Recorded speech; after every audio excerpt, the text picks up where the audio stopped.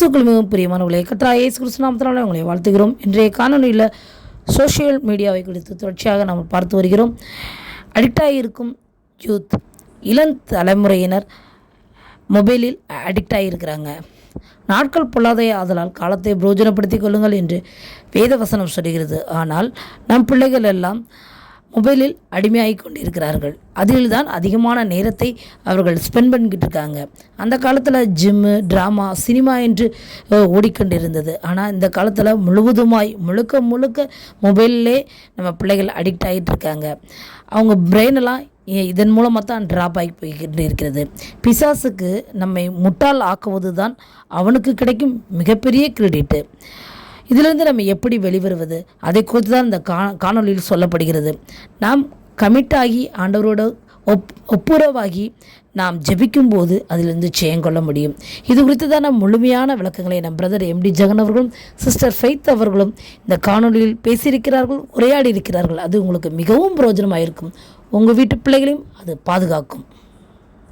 ஆண்டவராக இயேசு கிறிஸ்துவின் நாமத்தினாலே மீண்டும் இந்த வார்த்தையை வெல்லும். கடந்த வாரத்திலேருந்து நம்ம யூத்ஸ் பற்றி பேசிகிட்டே இருக்கிறோம். அதாவது குறிப்பாக இந்த சோஷியல் மீடியா, சமூக வலைத்தளத்தின் மூலமாக, இந்த சமூக ஊடகங்கள் மூலமாக இன்றைக்கி உள்ள ஜென்ரேஷன் எப்படி பாதிக்கப்படுறாங்க, அதை மேற்கொள்கிறதுக்கு வேதம் நமக்கு என்ன சொல்லுது, இதை தான் நம்ம பார்த்தோம். அதோடைய தொடர்ச்சியை தான் நம்ம இப்போவும் பார்க்க போகிறோம். இன்றைக்கும் ஃபெய்த் நம்ம கூட வந்திருக்கிறாங்க. அவங்ககிட்டயே நம்ம தொடர்ச்சியாக அவங்ககிட்ட இந்த காரியங்களை கேட்க போகிறோம். பிரைஸ் லார்ட்மா. போன வாட்டி பேசுனது ரொம்ப பிரயோஜனமாக இருந்தது. அதாவது இந்த யூத்ஸ் பற்றி நம்ம குறிப்பாக இந்த ஜென்சின்னு சொல்லக்கூடிய 16 to 29 உள்ளதான அந்த வயதுக்கு உட்பட்டவர்களை குறித்து நம்ம பார்த்தோம். ஸோ நம்ம அதை தொடர்ச்சியாக அடுத்து இப்போ இந்த சோஷியல் மீடியாவை தாண்டி சோஷியல் மீடியாக்குள்ளே இருக்கக்கூடியதான சில விஷயங்களை நம்ம பார்க்கணும்னு பார்க்குறோம். எதை பற்றி பார்க்கலாம் இன்னைக்கு?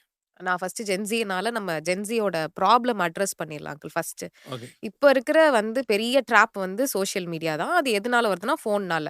நான் நினைக்கிறேன் பிசாஸ் 7,000 வருடங்களா கிட்டத்தட்ட 7,000 வருஷங்களா மனிதர்களை பார்த்துட்டு இருக்கான். ஒவ்வொரு ஜெனரேஷனும் ஒவ்வொரு யுகத்திலையும் ஒவ்வொரு மாதிரியான ஒரு ட்ராப் வைக்கிறான்.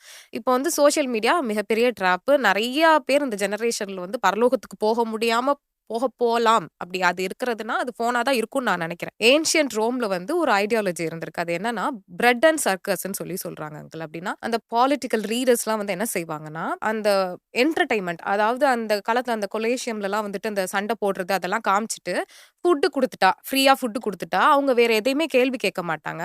ஒரு விஷயத்துக்குள்ள அடங்கியே இருப்பாங்க. அதுதான் இப்ப இருக்கிற இந்த காலத்துல இருக்கிற என்டர்டைன்மெண்ட் நான் நினைக்கிறேன்.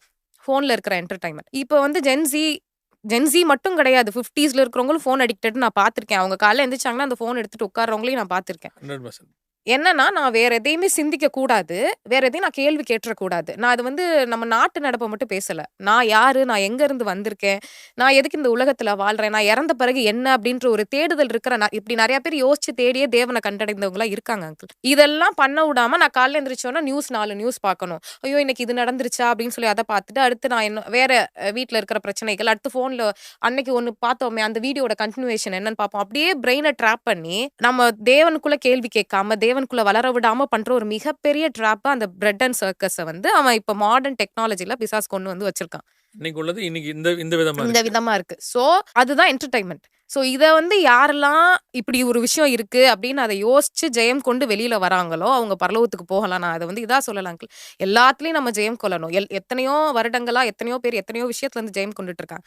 நம்ம கரண்ட் ஜெனரேஷன் நம்ம இதை ஓவர் கம் பண்ணி தான் ஆகணும். இது நம்மளுக்கு முன்னாடி வச்சிருக்க ட்ராப் தான். இதை நான் 100% சொல்றேன். இந்த 2 வேர்டு இருக்கு டிஃபரன்ஸ். நம்ம ஆண்டவர் என்ன சொல்றாரு? நாட்கள் பொல்லாதவைகளாகும்படியினால் காலத்தை பிரயோஜனப்படுத்துங்க. இவங்க என்ன சொல்றாங்க? என்டர்டைன்மெண்ட்னா பொழுதுபோக்கு. என்டர்டைன்மெண்ட்ற வேர்டுக்கு பொழுதுபோக்கு. பிசாஸ் நான் எப்பவுமே ஒரு விஷயத்த பார்ப்பேன். பிசாஸ் உண்மையை சொல்லுவான், பொய் மாதிரி சொல்லுவான். பொய்யை சொல்லுவான், உண்மை மாதிரி இருக்கும். 2 கலந்துருக்கும். இல்லை அவன் சொல்றது பாருங்க, உண்மை.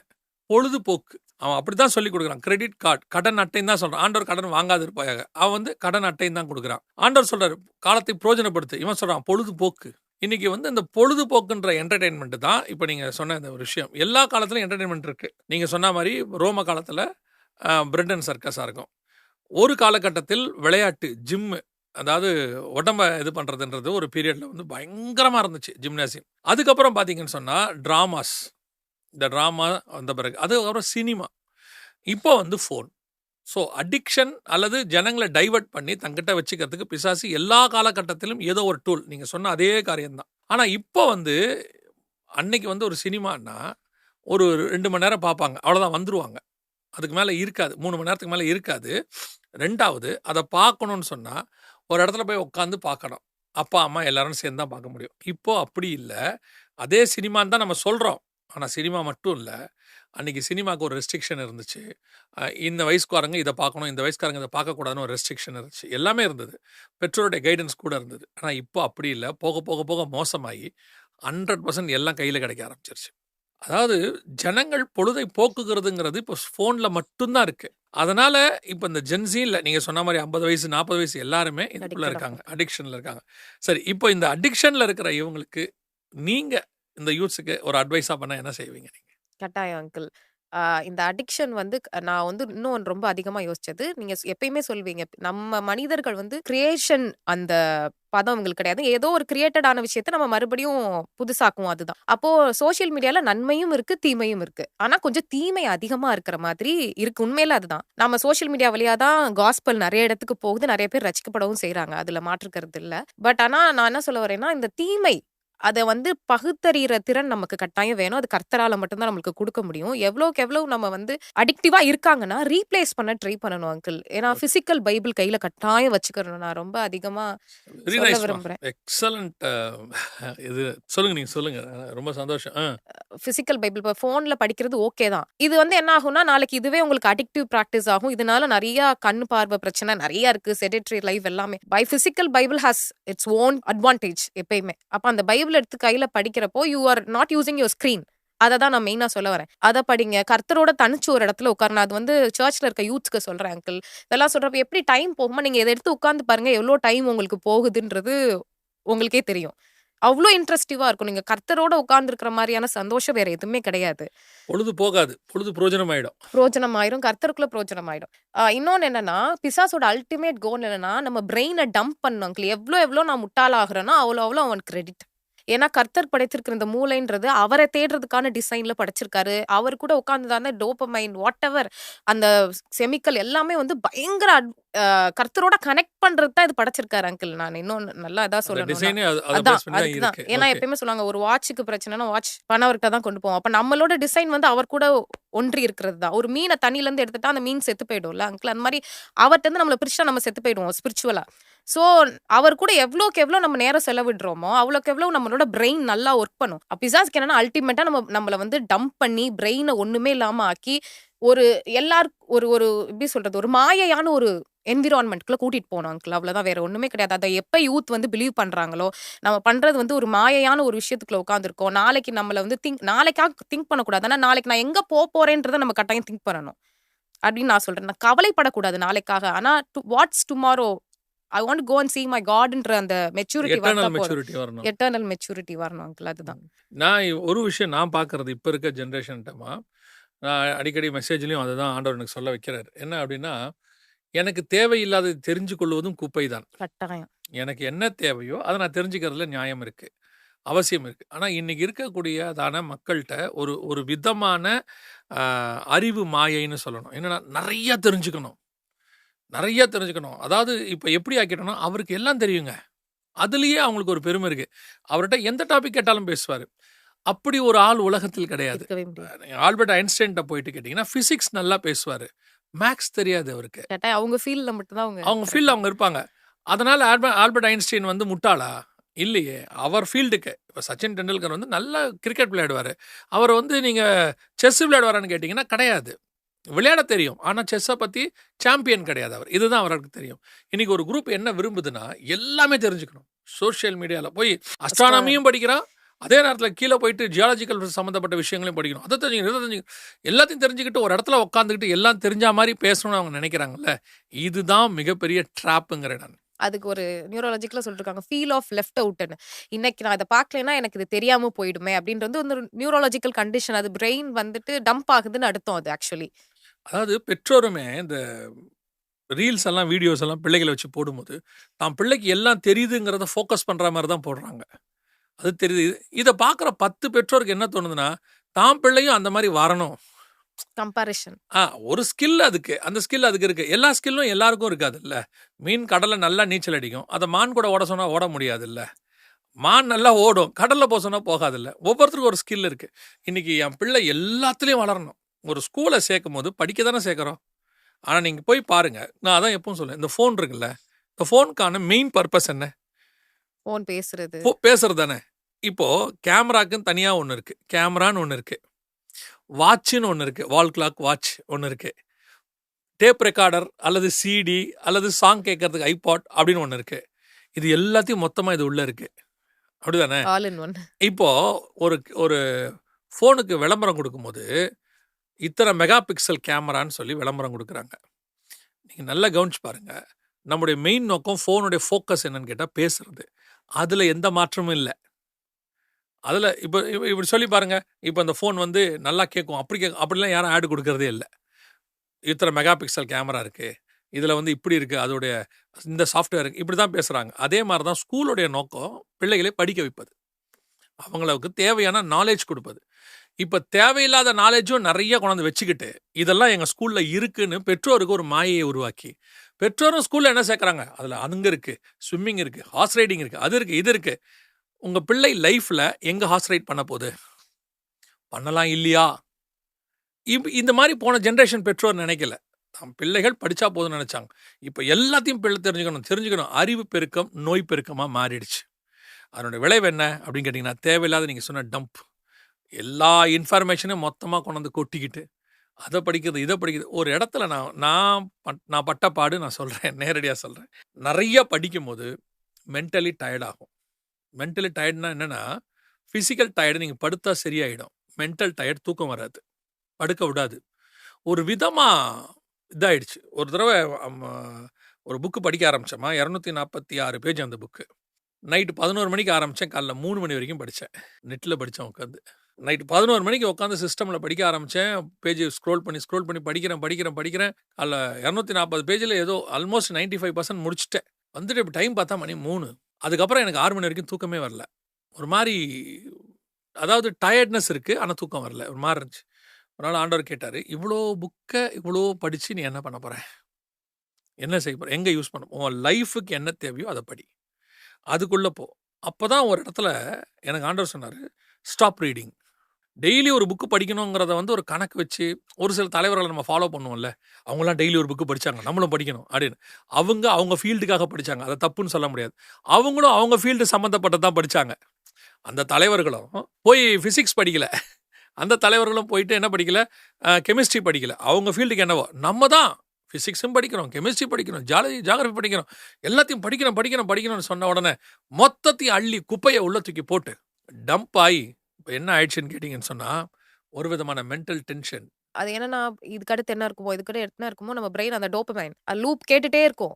அது வந்து அது கொஞ்ச நாள் கழிச்சு என்ன ரொம்ப அடிக்டிவா இருக்கும். நீங்க ஒரு புக் படிச்சா உங்களுக்கு சாட்டிஸ்ஃபேக்ஷன் வருது, 10 புக் படிக்கிற இடத்துல தான் உங்களுக்கு அந்த சாட்டிஸ்ஃபேக்ஷன் வரும்.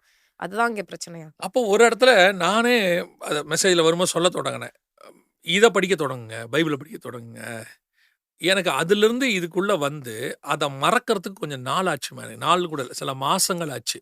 அதாவது எப்படி ஆயிடுச்சுன்னா, பைபிள் படிக்கிறேன், ஐயோ நம்ம இது தெரியல, இப்போ இதை பற்றி என்ன பண்ணுவோம், நாளைக்கு என்ன எவிடன்ஸ் கொடுப்போம். அப்போ காட் சொன்னார், உனக்கு என்ன தேவையோ அதை நான் தரேன், நீ இதை மெயினாக படி அப்படின்னாரு. அதுக்கப்புறம் தான் எனக்கு ஒரு உண்மை தெரிஞ்சிச்சு, இது உள்ள நான் பார்க்குற ஆங்கிளை தவிர இன்னொரு ஆங்கிள் ஆஃப் ஸ்பிரிச்சுவாலிட்டி உள்ளே இருந்தது. வசனத்துக்குள்ளே இருக்கக்கூடியதான ஆழமான சத்தியம்னு ஒன்று இருக்குது, ஹெவன்லி. அது இந்த வேர்ல்டில் இருக்க டெக்னாலஜி பற்றியோ அதெல்லாம் இல்லை, காடை தெரிஞ்சுக்கிறது, அவரை அறிகிற அறிவு.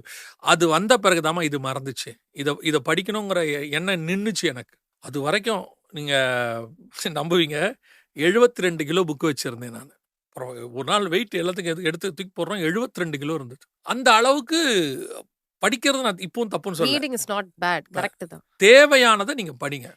ஆனால் எல்லாத்தையும் சம்மந்தம் இல்லாமல் ஒரு வெப்சைட் படிச்சுக்கிட்டு இருக்காங்க, அதில் என்ன பிரயோஜனம்னு கேட்டால் இல்லவே இல்லை. இப்போ நம்மளை அவனும் அப்படி தான் பண்ணி வச்சுருக்கான் பிசாசும். நீங்கள் போய் பாருங்கள், நமக்கு நம்ம பார்க்க போனது ஒன்றா இருக்கும், ஆனால் அதுக்கப்புறம் அடுத்து ஒன்று வரும்.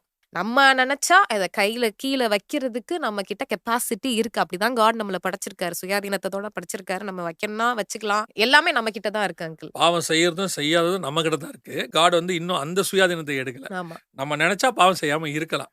ஆனால் ஒரு சில வாலிபர்களுக்கு அந்த அடிக்ட் ஆயிட்டாங்கல்ல, அவங்கள வந்து இப்போ அவங்களுக்கு தான் மெயினாக இப்போ நம்ம சொல்ல வேண்டியிருக்கு. இப்போ நம்ம வந்துட்டு விற்கணும், யூஸ் பண்ணக்கூடாது. அது ஓரளவுக்கு தன் செல்ஃப் கண்ட்ரோல் உள்ளவங்களுக்காக முடியும் அது. ம். அடிக்ட் ஆன பசங்க அவங்களையும் தான் இதுலேருந்து கொண்டு வர வேண்டியது தான் ரொம்ப முக்கியமாக இருக்குது இதில். ஒண்ணு ரொம்ப அதிகமா சொல்லணும்னா, ஜென்ஸீஸ் வந்து எல்லா ஜெனரேஷன்லயும் நன்மையும் இருக்கு, தீமையும் இருக்கு. நம்ம சொன்ன மாரி உருவாக்குனதுல வந்து எல்லாமே நன்மையும் இருக்கு, தீமையும் இருக்கு. நீங்க அடிக்கடி சொல்லுவீங்க அங்கிள். மனிதர்கள் எதெல்லாம் உருவாக்குறாங்களோ, அதுல வந்து நன்மையும் இருக்கு, தீமையும் இருக்குன்னு. ரெண்டுமே உள்ள இருக்கும் அதுல. ஆமா. அதே மாரி எல்லா ஜெனரேஷன்ஸ்லயுமே நன்மையும் இருக்கு, தீமையும் இருக்கு. அந்த மாரி நான் ஜென்ஸீஸ் கிட்ட வந்து நான் ஒரு விஷயம் ரொம்ப அப்ரிஷியேட் பண்ணி பார்க்குறது என்னன்னா, இந்த கேஸ்ட் பார்க்குறது. அதெல்லாம் ரொம்ப கம்மி பண்ணியிருக்காங்க. They are thinking little bit more அப்படின்றத நான் அப்ரிஷியேட் பண்ணியே ஆகணும். அதனால எல்லாருமே ஜென்ஸிய குறை சொல்லுவாங்க. But I think they have some good side அப்படின்றத நான் நம்புறேன். அதோட கூட தீமையும் இந்த இந்த இந்த மாதிரி கொஞ்சம் அதிகமா காரியங்கள் இருக்கு. அடிக்ஷனாக இருக்கிறது. இல்லை இன்னொன்னும் இதில் என்னன்னு கேட்டிங்கன்னா, இப்போ உள்ள யூத்ஸ் இருக்காங்க இல்லையா, ஒரு பீரியடில் படித்து வேலைக்கு போகணும் அப்படிங்கிறது அவங்க சம்பாத்தியத்துக்கு ஒரு மஸ்டாக இருந்துச்சு. இப்போ சோஷியல் மீடியாவில் சம்பாதிக்கிற காலம் ஒன்று வந்திருக்கு. ரீல்ஸ்லையோ அல்லது ஷார்ட்ஸ்லையோ அல்லது யூடியூப்பில் உள்ள ப்ரோக்ராம்ஸ்லையோ சம்பாதிக்கிறது. ஏன்னா இப்போது நான் நிறையா ரெவென்யூ வருது அதிலேருந்து. ஸோ அதுக்காக உள்ளே போய் நிறையா பண்ணுறவங்க அவங்க சம்பாதிக்கணும்னு தான் பண்ணுறாங்க. அது நல்ல நோக்கம்னே வச்சுக்கோங்களேன். ஆனால் அவங்க அந்த சம்பாதிக்கணும்னா இதை நிறைய பேர் பார்க்கணுன்னு இருக்குது. மில்லியன்ஸ் பார்க்கணுன்னு இருக்குது. அப்போது இந்த மாதிரி ஒரு 100 பேர் ப்ரோக்ராம் போடும்போது 100 பேருடைய ப்ரோக்ராமையும் அவங்க பார்த்தா தான் அவங்களுக்கு என்ன 100 பேருக்கு ரெவென்யூ வரும். 100 ப்ரோக்ராமே ஒருத்தன் பார்க்குறான்னு வச்சுக்கோங்க. இப்போ அடிக்ஷன். நீங்கள் சிலருடையதான ப்ரோக்ராம்ஸ் எல்லாம் இருக்குது. மில்லியன்ஸில் வாட்சிங் இருக்குது. 2 மில்லியன் 5 மில்லியன் 10 மில்லியன். ஒரு யூஎஸில் ஒருத்தர் இருக்கிறாரு. அவருக்கெல்லாம் 100 மில்லியன் இருக்காங்க வாட்ச் பார்க்குறவங்கலாம் இருக்காங்க. 100 மில்லியன்ஸ். அப்போ யோசிச்சு பாருங்களேன், 1 பில்லியன் பீப்புள் பார்க்குறாங்க. 1 பில்லியன் 10 பில்லியன் பீப்புள் பார்க்குறாங்க. ஸோ அப்படி பார்க்கும்போது இந்த மாதிரி ஒரு நீங்கள் 10 பேருடைய ப்ரோக்ராமை மட்டும் நீங்கள் பார்க்குறீங்கன்னு வச்சுக்கோங்களேன், ஒரு நாளைக்கு எவ்வளோ நேரம் அதில் டைம் ஸ்பெண்ட் பண்ணணும். ஸோ இதுவும் இன்றைக்கி என்ன இருக்குது, அவங்களுக்கு அது ரெவென்யூவாக இருக்குது, இவங்களுக்கு இது அடிக்ஷனா மாறுது. அது ஒண்ணே ஒண்ணுதான் அங்கிள். ஜெயம் கொள்ளுங்கள்னு சொல்றாரு தேவன். நான் வந்து நானு ரப்சருக்கு எடுத்துக்கொள்ளப்பட்ட போறதுக்கு முன்னாடியோ, இல்ல என் மரணத்துக்கு முன்னாடியோ நான் வந்து ஒரு அல்டிமேட் ஜெயம் கொள்ளுதல் பண்ண முடியாது. அது பண்ண முடியாதுன்னா, எப்படி சொல்ல வரேன்னா, இப்போ ஒரு ரூ. 1000 சேர்க்கணும்னா அங்கிள், நான் டெய்லி ரூ. 1 சேர்த்தா தான் 1000 நாள் எடுக்கும் நான் அந்த ரூ. 1000 அட்டெண்ட் பண்ணேன். நான் வந்து இத வந்து உலகத்தோட கம்பேர் பண்ணல. நான் ஒண்ணு சொல்ல வரேன். ஜெயம் கொள்றதுன்னா என்னன்னா, நான் டெய்லியும் ஜெயம் கொள்ளணும். காலைல எந்திரிக்கிறேன்னா, ஃபோன் எடுக்கிறேனா, இல்ல நான் வந்து உட்கார்ந்து ஜெபிக்கிறேனா, அது ஃபர்ஸ்ட் அந்த ஒரு சின்ன சின்ன விஷயத்துல இருந்து ஜெயம் கொள்ளணும் அங்கிள். ஒரு நாள் நம்மளுக்கு நிறைய ட்ரபிள் வரும். நான் யார சூஸ் பண்றேன்றது ரொம்ப ரொம்ப முக்கியம். எல்லாருக்குமே சொல்றேன். நான் வந்து யூத்ஸ்க்கு மட்டும் பேசல அங்கிள். நம்ம ஒவ்வொரு நாள் கர்த்தர் நம்மளுக்கு ஒவ்வொரு விஷயம் வச்சிருக்காரு. அதுல இருந்து நம்ம ஜெயம் கொண்டாதான் அல்டிமேட் ஜெயம் கொள்ளுதலுக்குள்ள நம்ம போக முடியும். ஜெயம் கொள்கிறவன் எவனோ அதுதான் அல்டிமேட் வேர்ஸ். அதனால நம்ம டெய்லி எந்தெந்த விஷயத்துல ஜெயம் கொள்றோமோ, என்னைக்கு காட் நம்மளுக்கு எண்ட் டே வச்சிருக்காரோ அன்னைக்கு அதை அட்டைன் பண்ணி நம்ம காட் கிட்ட போக முடியும் அங்கிள். அதான் வசனம் என்ன சொல்லுதுன்னா, அனுதினமும் ரட்சிக்கப்படணும் அப்படின்னு இருக்கு. இன்னொரு வசனம் சொல்லுது, நீங்கள் பூர்ணராகும்படி கடந்து போகுங்கள். அப்போ இது வந்து ஒரு டெய்லி ப்ராசஸ்.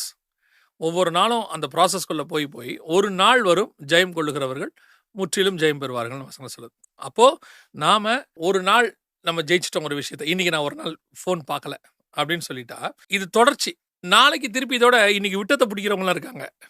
ஒரு தம்பியை பற்றி சொன்னாங்க, ரொம்ப ஆச்சரியமாக இருந்துச்சு, சந்தோஷமாக இருந்துச்சு. 21 நாள் அவன் ஃபாஸ்டிங்.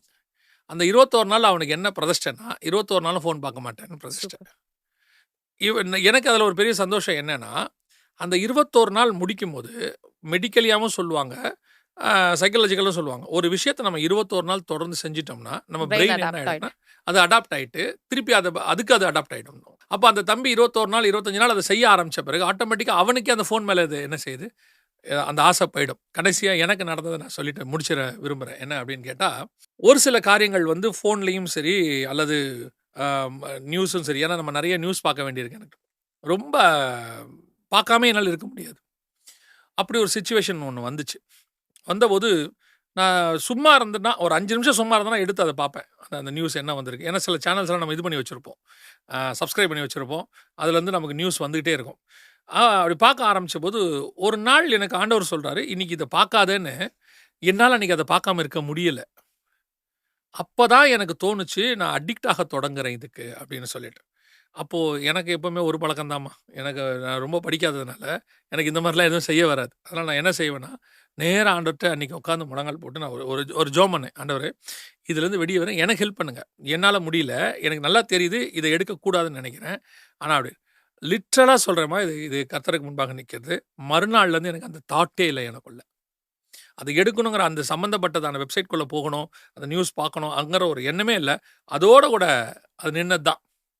எத்தனையோ நாட்கள் ஆயிட்டு. எதுக்கு நான் சொல்ல வரேன் அப்படின்னு கேட்டால், நம்மளால் விட முடியாததா இருந்தாலும் தேவன் உதவி செய்தால், நமக்கு இக்கட்டில் தான் அவர் உதவி செய்கிறாரு. ஆபத்து காலத்தில் என்ன நோக்கி கூப்பிடுன்னு இருக்குது. நம்முடைய காரியங்களை நமக்கு உதவி செய்யறதுக்கு தான் ஆண்டவர் பரிசுத்தாவினர் கூட இருக்கிறார். ஸோ நான் எக்ஸ்பீரியன்ஸ் பண்ணதுனால சொல்கிறேன். இன்னைக்கு உள்ள பார்க்குறவங்களுக்கும் சொல்கிறேன், பெரியவங்களுக்கும் இது பொருந்தும், எல்லாருக்கும் சொல்கிறேன். ஒரு விஷயம் முடியல, என்னால் முடியல, நான் ஆசைப்பட்றேன். இப்போ இந்த செய்தியெல்லாம் கேட்கும்போது எனக்கும் அப்படி இருக்கணும்னு ஆசையாக இருக்குது.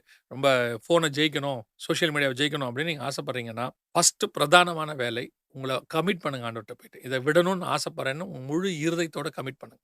நீங்கள் உண்மையிலேயே அதை சொல்கிறீங்கன்னா, பரலோகம் நிச்சயம் உங்களுக்கு உதவி செய்யும். உங்களுக்கு அதுலேருந்து வெளியே வரத்துக்கு, நீங்கள் ஜெயிக்கிறதுக்கு, ஃபெய்த் சொன்ன மாதிரி ஜெயம் கொள்ளுகிறதல், அதை செய்வதற்கு நிச்சயமாக ஆவியானவர் உதவி செய்வார். ஏன்னா அவர் தான் நமக்காக பரிந்து பேசுகிறவர், அவர் தான் நமக்காக வாக்கு கடங்காத பெருமூச்சுகளோட விண்ணப்பங்களை ஏறெடுக்கிறவர், அவர் வந்து நமக்கு உதவி செய்கிறவராக இருக்கிறார். ஸோ இந்த நிகழ்ச்சி உங்களுக்கு பிரயோஜனமாக இருந்திருக்கும்னு நினைக்கிறேன். தொடர்ந்து ஜெபம் பண்ணுங்க, நல்லா பைபிள் வாசிங்க, அதோடு கூட கமிட் பண்ணி ஜெபம் பண்ணுங்க. இருதயத்தின் ஆழத்திலிருந்து நிச்சயம் கர்த்தர் உங்களுக்கு உதவி செய்வார். கர்த்தருக்கு சித்தமானால், வருகை தாமதிக்குமானால் இன்னொரு வார்த்தையை வெல்லும் நிகழ்ச்சியோடு கூட உங்களை நாங்கள் சந்திக்கிறோம். God bless you. Praise the Lord.